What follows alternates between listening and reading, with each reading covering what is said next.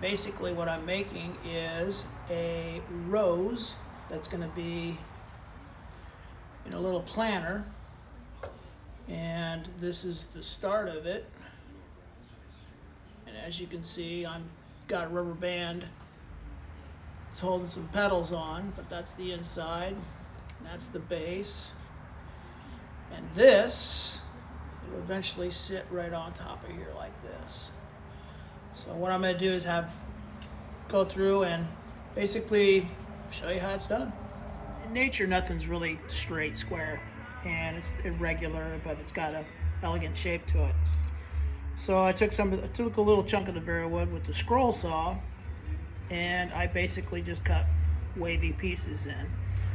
And so this little 3/4 by inch by 3.5 inches, this will cut about 4 leaves on the scroll saw.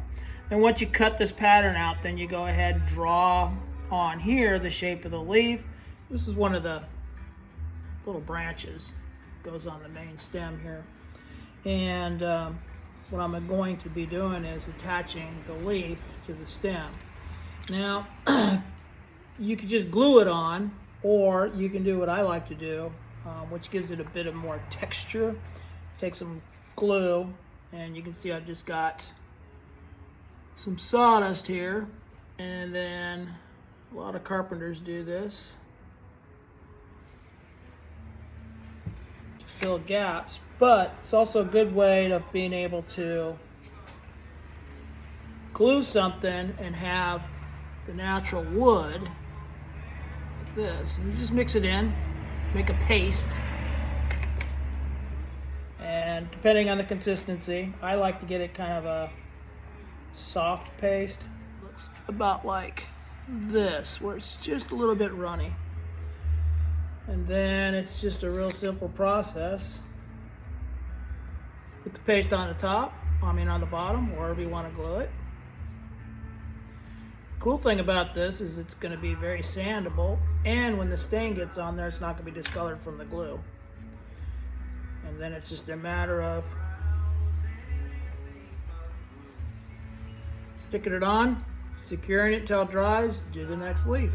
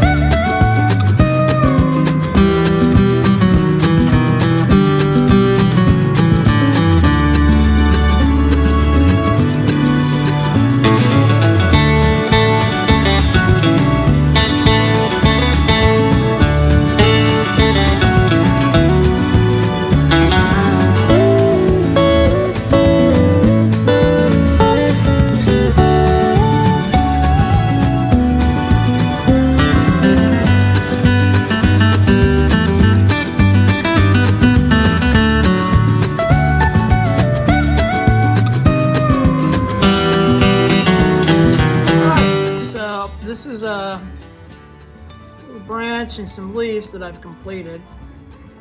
I took them down to sanded the tops to 320, sanded the bottoms to 220, and then I took a little buffer wheel on a Dremel and buffed them out. But as you can see, these have been stacked, and you just feather them through, and you'll have some little dark spots. That's okay. Have the dark spots. It just adds to the beauty of the piece. You just don't want it to be excessive and globby and look like it's unnatural, like it's been purposely glued. But that's what it looks like when it's done. So the petals of this rose is made out of red heartwood. It comes from Africa. And the center right here was made by taking 2 pieces of the red heart, like this, gluing them together, and then stacking them so that it makes a perfect square. And then that square then is in the middle of this, and I took the Dremel right here with a very small drill bit and started drilling in and creating these petals. Now, as you know, flowers, petals, they don't ever go just straight, and they're never just flat curved. You got to add in all the little nuances, and you really can't make a mistake because most of your mistakes actually look pretty good. So take your time doing it, it's fun.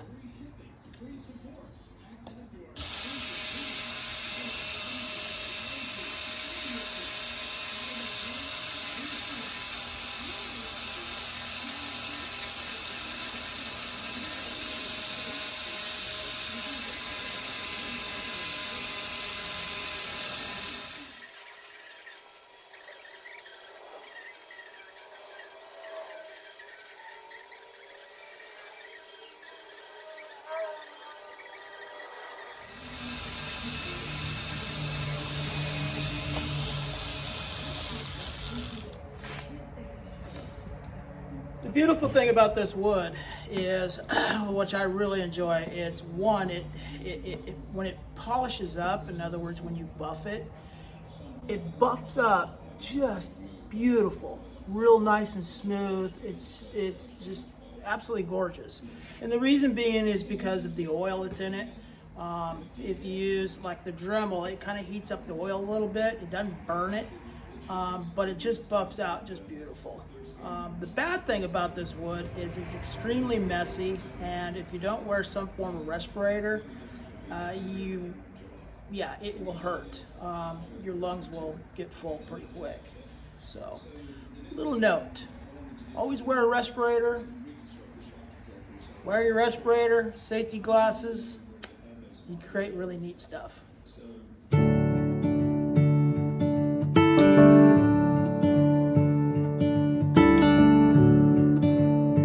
The base of the rose is made out of a wood called Vera wood, which is basically a green. As you can see, it's very, very green. It's got a really good tight grain to it. It's a medium to hardwood. The wood here was turned on a lathe. You could probably hand carve it. I find that this wood is fairly hard to carve this way. So if you have the ability to get to a lathe, a small lathe, you can go ahead and turn this. And then the inside of it's been hollowed out to about an 1/8 inch. As you can see, the rubber band is on the side.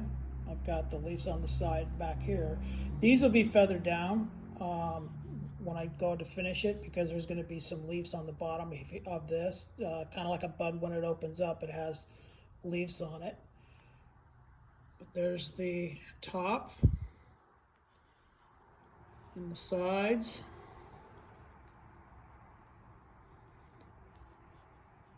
In this particular flower, it's got the core, which is the square block inside, and then it has 15 individual leaves, or petals, I mean, that have been stacked and glued onto it.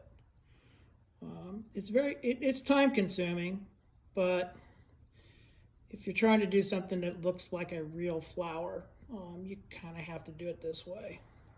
And as you can see, I pretty much finished the outside of these. I'll be doing some more buffing and light sanding on the outside, but you can see by the shine. Now you see that there's little imperfections and bumps and things and items of that. You don't want it too perfect, because we have roses out back and they're never perfect. There's always little imperfections and little things about it that make it unique to that particular flower. I'm also going to be finishing this in a citrus wax, the head, and the actual tree rose stem and things of that are going to be finished a little bit different. And then the bowl, the base, or the pot, I'm going to be finishing with a stain and a lacquer to deepen it up and make it look more like a pot. But this is what it, put a little bit of wax on it so you can see. That's how it finishes out. Kind of gives it an antique look. But once it gets all waxed up, I think it's going to be quite beautiful. And then I'll do a wax, and then I'll go ahead and polish it again.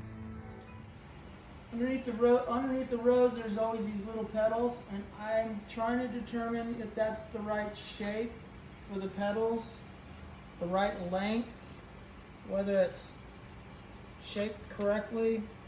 So I don't know if it needs to be here, like shaped that long, if it needs to be up, down, or shorter, up, down, or thinner. I've been looking at this the wrong way. I need to flip this over like this, then bring them up, because these, when it was still a bud before it started blooming, was what covered the flower. So if that's the case, they need to be a little bit longer and be mounted like towards an up position, and then that will determine how many more petals I put on. I've drawn a lot of flowers, and I thought, wouldn't it be cool to make one out of wood? Little known to me that it takes a lot of skills I didn't have at the time, which I've learned. Mainly, the biggest skill is how to delicately put this together, because I wanted to make it look as real and as light and delicate. And it is really delicate, but the experience has been very illuminating, and the result has been even better than that.